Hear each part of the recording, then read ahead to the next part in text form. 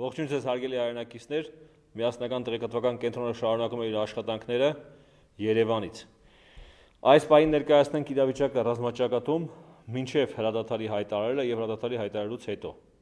Ուրեմն մինչև հրադադարի հայտարարելը երեկվա ողջ գիշերը անցնող եւ մինչև հրադադարը մարտերը նույն կերպ ընթանում էին եւ հատկապես թեժեր հարավային ուղղությունը։ Ընդհանուր առմամբ հակառակորդը նույն գործողություններ փորձում իրականացնել իրար առաջխաղացումը ապահովել, որը կասեցվում էր հայկական զինվորների կողմից։ Մարտերի ընթացքում հակառակորդը երեկվա եւ մինչեւ կեսօրվա դրությամբ տվել է մոտ 200 զո, 3 ԱԹՍ, 4 ավտոտեխնիկա եւ մանր այլ միջոցներ։ Ուրեմն հրադադարի հայտարարելուց ժամեր առաջ հակառակորդի գործողությունները ավելի սաստկացել են, ավելի ուժ գնացել են, բայց մեր զինված ուժերը հետ են մղել բոլոր առաջխաղացումները։ Այս պահի դրությամբ հիմնականում հրադադարը պահպանվում է, ինչպես հայտարարվել է ժամը 12:00-ից, չնայած նրան, որ առանձին տեղերում պրովոկացիաներ իրականացվել են եւ մեր կողմից պրովոկացիաներին պատասխան տրվել են։ Մասնավորապես, մինչև հրադադարի հայտարարելը Ադրբեջանի զինված ուժերի, ուրեմն հետախուզող դիվերսիոն ստորաբաժանումներից փոքր խմբեր փորձել են ներթափանցել Հադրութ քաղաք, որ եւ այդ ընթացքում հրադադարի հետո մեր կողմից այդ խմբերը չեզոքացվել են, ընթացել են ոչ մեծ մասշտաբային մարտեր։ Այս մասին Պաշտպանության բանակը լրացուցիչ հայտարարեց եւ հստակ նշվեց, որ պրովոկացիան կատարվել է մինչև հրադադարը այն հաշվարկով, որ հրադադարը հայտարարելուց հետո որպես փաստ արդեն արձանագրված լինի։ Հրադադարից հետո, ինչպես հայտարարության մեջ, արտգործնախարարների հայտարարության մեջ նշված էր հստակ, ուրեմն Պաշտպանության բանակի տեղամասերից մեկում թույլ է տրվել, որպեսզի մոտենան եւ վերցնեն իրենց մի քանի դիակները, սակայն դրանից հետո այդ գործընթացը դադարեցվել է, որովհետև նման դեպքերը եւս օգտագործվում են պրովոկացիաներ անելու նպատակով։ Դրա համար պաշտոնապես հայտարարում ենք, որ հետ այսու դա թույլ է տրվելու միայն, ինչպես հայտարարության մեջ նշված է, Կարմիր խաչի ներկայացուցիչների առկայության պարագայում։ Ընդհանուր իրավիճակը այսպիսին է, հիմա փորձեմ պատասխանել ձեր էլեկտրոնային հարցերին։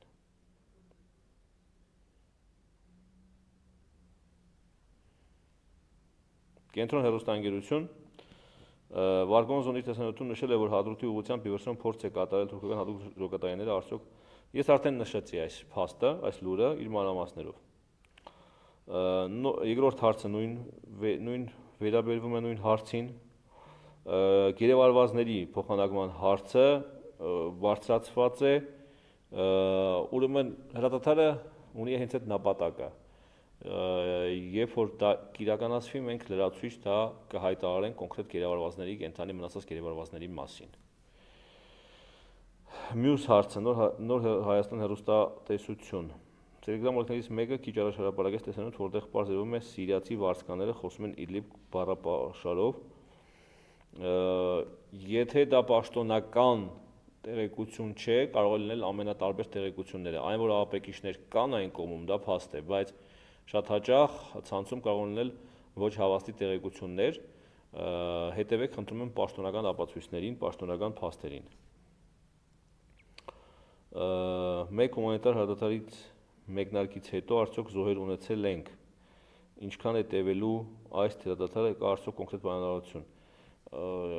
Զոհեր չեմ կարող ասել, կարող է չունենանք, կարող է ունենանք վաղը ավելի ստույգ կարող եմ ասել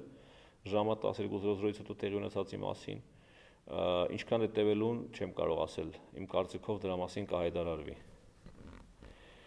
Հետք, ինչու ռազմական դրության պայմաններում, երբ ԱԱԾ-ն, ոստիկանությունը եւ ՊՆ-ն հայտարարում են մարտական գործողությունների գոտուց, տեսանյութեր եւ զոնագրեր շարունակելու դրանով իսկ տղաների կյանքը չվտանգելու մասին, ՊՆ-ն չի վերահսկում օրինակ Վարգոնզո Ալիքի Լագոդոնի նկատմամբ հատուկ օպերացիայի եւ այս հարցը բարձրացվել է արդեն մի քանի անգամ, մինչև ստերգալը իմ մոտ էլի հարցի համար զանգել են, տեղեկացրել են, Պաշտպանության բանակը հստակ իրականացնում է ուրեմն Արցախում աշխատող տեղական եւ միջազգային լրատվամիջոցների համակարգման աշխատանքը։ Եթե խնդիրներ կան, խնդրում եմ բարձրացրեք տեղում։ Ինչ իրավիճակ է այս պահին Հադրութում։ Ես ասացի, այս պահին Հադրութում չեզոքացվում են եւ գրեթե ավարտված է դիվերսիոն խմբերի ուրեմն ոչնչացումը։ Ինչ իրավիճակ է այս պահին սահմանի ողջ երկայնքով։ Հիմնականում հանգիստ է, հիմնականում պահպանվում են, հրադադարը ինչպես նշեցի, չնայած լինում են տեղային փոքր պրովոկացիաներ, որոնց պատասխանում ենք։ Դիրքային առավելությունների եւ դիրքային փոփոխությունների մասին չեմ կարող նշել, խնդրում եմ աղաչում եմ ուղղակի արդեն որերորդ անգամ է դիրքային բառապաշարն օգտագործելով փոփոխությունների մասին առայժմ հարցեր չբարձրացնեք մամուլի ասուլիսների ժամանակ։ Մյուս հարցը նորից այսօր զոհեր ունենք թե չէ ներկայացրել եմ, հայկական երկրորդ հեռուստալիք Սյունիքում ինչ իրավիճակ է։ Սյունիքում նորմալ իրավիճակ է, որովե արտարոց բան չկա, որովե մարտական գործողություն չկա։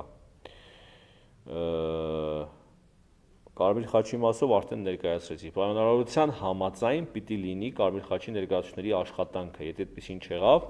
մենք կկասեցնենք գործընթաց։ Մենք ունենք մոտավոր հաշվառք, թե քանի դի ունենք մարդու դաշտում, որ պետք է դուրս բերվի հրադադարի պայմաններում։ Հարգելներս, չեմ կարծում, որ նման հարցերը ասուլիսի ժամանակ կարող ենք քննարկել։ Մեր զոհվածների, մեր նահատակվածների մասին տեղեկությունները ամեն օր թարմացվում են, ամեն օր, եւ հրադադարը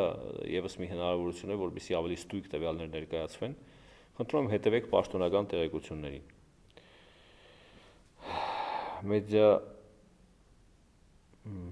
Մեդիա Պարոն Մեսյան, քաղաքացիների անվտանգության ապահովման համար ինչ քայլեր են ձեռնարկում։ Քաղաքացիների անվտանգությանը որևէ կոնկրետ բան չի սպառնում, դրա համար տեղական ինքնակառավարման մարմինները, ԱԻՆ-ը, ոստիկանությունը եւ այլ ուրեմն մարմիններ զբաղվում են, նույնիսկ այս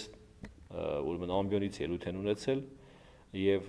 24 ժամյա աշխատանք կա այս ուղղությամբ, այնպես որ դրանք ինչ որ առանձնահատուկ բարձրաձայնելու կարիք այս մասով չեմ տեսնում։ Գերեվարված անձանց փոխանակման շրջանում արդյոք ներառված են նաև մինչև պատերազմի ժամանակ Ադրբեջանում հայտնված հայ գերիները։ Ես նման տեղեկություն անկեղծ ասած չունեմ, որ մինչև պատերազմը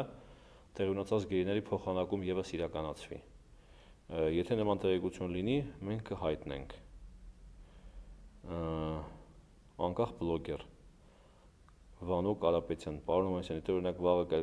կնքվի երկարաժամկետ հրադադարի հանրազրահագիր, ապա ըստ ձեզ այս պայմանությամբ մեր բանակից զբաղեցած դիրքային բնակաձևերը որքանով են հեռանկարված եւ ընդունելի մեր համար։ Ես խնդրեցի ձեզ դիրքային թեմաների մասին առայժմ չխոսել, որովհետեւ պատերազմը ավարտված չի, սա հրադադար է, կկնքվի նման պայմանագիր, կկնքվի երկարաժամկետ։ Այն ժամանակ կներկայացնենք իրավիճակը։